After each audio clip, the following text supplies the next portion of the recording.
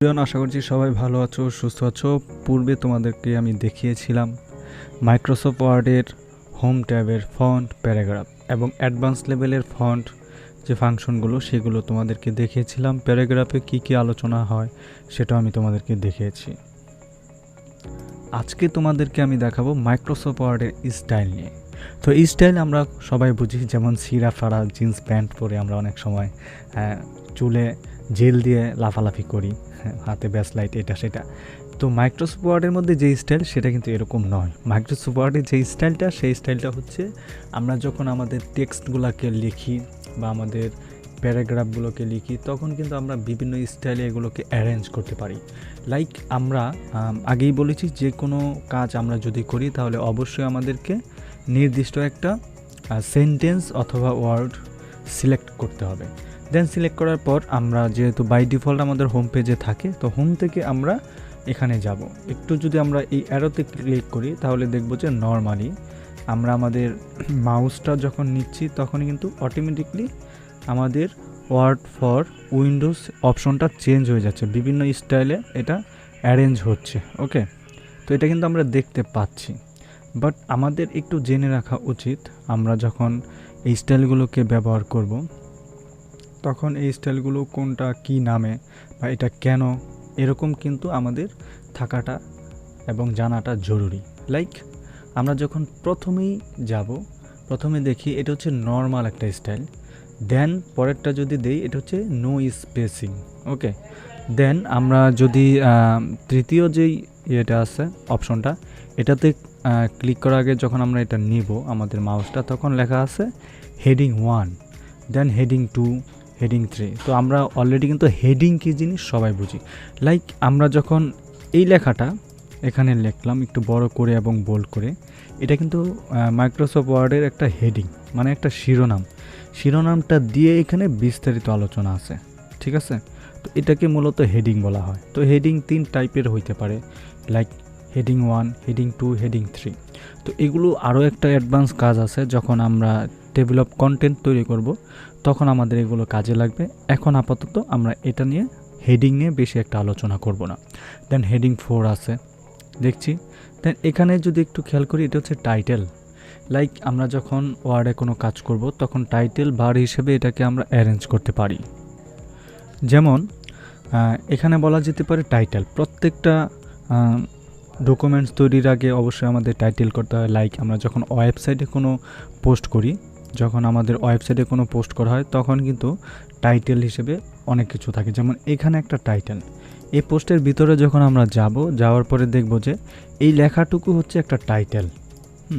এই টাইটেল পড়ে সবাই বুঝবে এই লেখাটা আসলে কিসের উপর নির্ভর করছে। যেমন মাইক্রোসফট অফিস 2019 অ্যাক্টিভেশন, এটার মানে হচ্ছে মাইক্রোসফট অফিস 2019 সালে যে ভার্সনটা আছে এটা অ্যাক্টিভেশন করার একটা প্রক্রিয়া নিচে আলোচনা হয়েছে।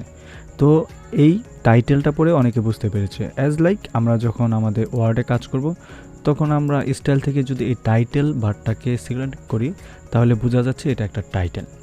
দেন সাবটাইটেল, এটাকে আমরা সাবটাইটেল দিতে পারি।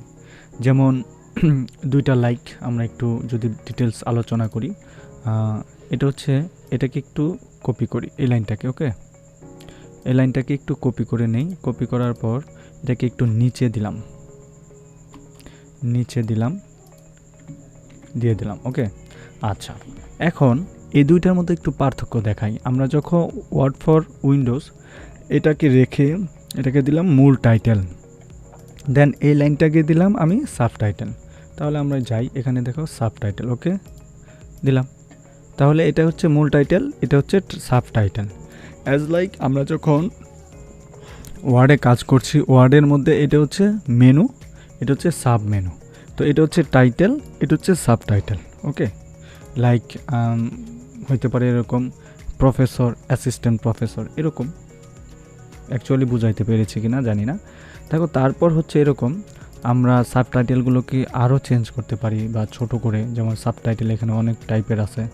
ইমপ্রেশন, এটাকে বলা যেতে পারে ইমপ্রেশন। ওকে, ইমপ্রেশনও দেওয়া যেতে পারে। দেখো আমরা যখন সাবটাইটেল দিচ্ছি এটা কিন্তু একেবারে ন্যারো, সোজা হয়ে আছে। যখন সাবটাইটেল দিচ্ছি এটা একটু হেলানো আছে, অ্যাজ লাইক ইটালিকের মতো। পরেরটা যখন দিচ্ছি ইমফেসিস, এটা ঠিক একই অবস্থায় আছে। দেন ইনটেন্স ইমপ্রেসিস, হ্যাঁ, তাহলে ইমপ্রেসিস ইনটেন্স এগুলোকে আমরা চেঞ্জ করতে পারি, এগুলো এতটা ইমপ্যাক্ট না।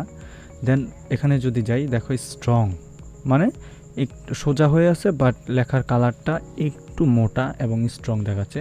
দেন কোটেশন, তো কোড বলতে আমরা কী বুঝি, যখন আমরা কোনো কিছু তৈরি করছি অ্যাজ লাইক এখানে যেমন একটা সি মাইক্রোসফট ওয়ার্ড ভিউয়ার, এটা একটা কোড হিসেবে আমরা ব্যবহার করতে পারি। লাইক আমরা এখানে কোড দিলে ছোট্ট করে সে বুঝাই দিল এটা একটা হচ্ছে হেডিংয়ের শিরোনামের বিস্তারিত আলোচনা, এবং এটা হচ্ছে একটা কোড, মানে কি বলে যে পাদটিকা, আমরা যখন আমাদের রেফারেন্স বলা যেতে পারে, এটাকে লাইক রেফারেন্সের জন্য এই জিনিসটা ব্যবহার করা হয়। ওকে, কোড।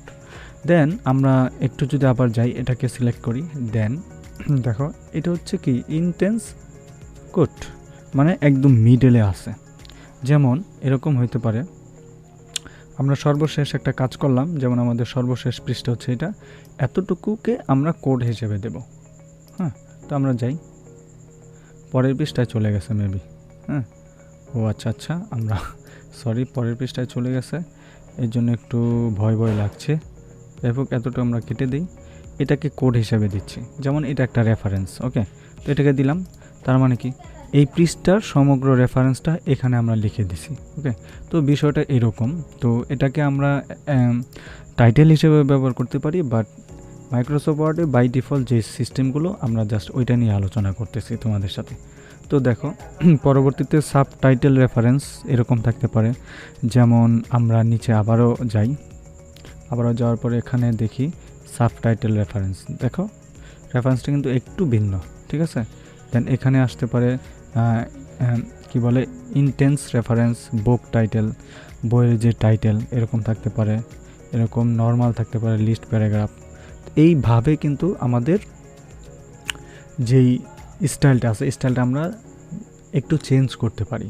ওকে, তো তোমাদেরকে মূলত এটাই আমি বুঝাইলাম।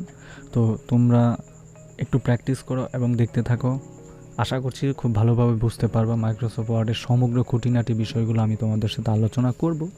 তো অ্যাডভান্স লেভেলে যদি একটু যাই, তাহলে দেখো এখানে কিন্তু অনেক টাইপের ইনটেন্স আছে। লাইক তুমি যখন টাইপিং করো, এখানে তো কোনটা হেডিং, কোনটা সাব হেডিং, কোনটা রেফারেন্স, কোনটা কি, কোনটা লিঙ্ক, এগুলো কিন্তু স্পেসিফিকভাবে লেখা নাই, আমি কিন্তু জাস্ট এটা দিয়ে দিছি।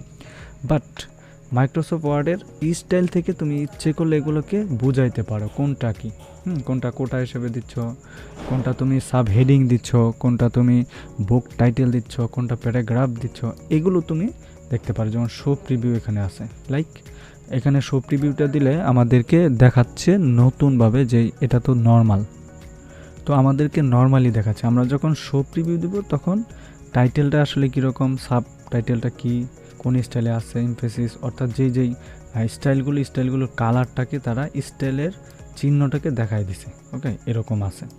তো তারপর ডিজেবল লিঙ্কড স্টাইল, তো লিঙ্ক স্টাইল মানে কি, ডিজেবল যেখানে এখানে একটা লিঙ্ক আছে, হ্যাঁ, যখন আমরা এটাকে দিব, এটাকে একটু স্টাইল করি। ওকে, বুক টাইটেল করলাম, বাট ডিজেবল। তো দেখো এখানে কিন্তু কোনো লিঙ্ক নাই, এখন আপাতত লিঙ্ক নাই। কেন নাই? ওই যে এখানে আমরা একটা স্টাইলে দিয়ে দিছি, বাট এটা কিন্তু একটা লিঙ্কে তৈরি ছিল। ওকে, তো আমরা যখন অ্যাডভান্সে যাব, দেখো এখানে কিন্তু আছে ম্যানেজ স্টাইল, তারপর স্টাইল ইন্সপেক্টর, নিউ স্টাইল। আমরা ইন্সপেক্টরে যাই, দেখো আশেপাশে কিন্তু আরও স্টাইলের ইন্সপেক্টর আছে, যেমন স্টাইলের কি চিহ্নগুলা এখান থেকে আমরা মডিফাই করতে পারি। হ্যাঁ, স্টাইলগুলো অটো, প্যাটার্ন, জাস্ট এগুলো একেবারে প্রপারলি অ্যাডভান্স লেভেলের কাজ। দেন আমরা যদি এখানে ক্লিক করি, দেখো স্টাইল ম্যানেজ, এডিট অপশন আছে, রিকমেন্ড, রিস্ট্রিক্ট, সেট ডিফল্ট, তো অনেক ধরনের আছে। বাট আমরা আপাতত এগুলো দেখব না, আমরা যেটা মাইক্রোসফট ওয়ার্ডের পাশাপাশি বা একেবারে সামনাসামনি যেই ফাংশনগুলো আছে সেগুলো নিয়ে আমরা জাস্ট আলোচনা করব। তো দেখো স্টাইল নিয়ে আমরা অনেক আলোচনা সামনে করব, স্টাইলে আরও কাজ আছে, স্টাইল দিয়ে কী করতে হবে সেটা আমরা দেখব, যেটা কন্টেন্ট তৈরি করার সময় আমাদের লাগবে। ওকে, তো আজকের মতো এতটুকুই। Thank you so much, let's go start it.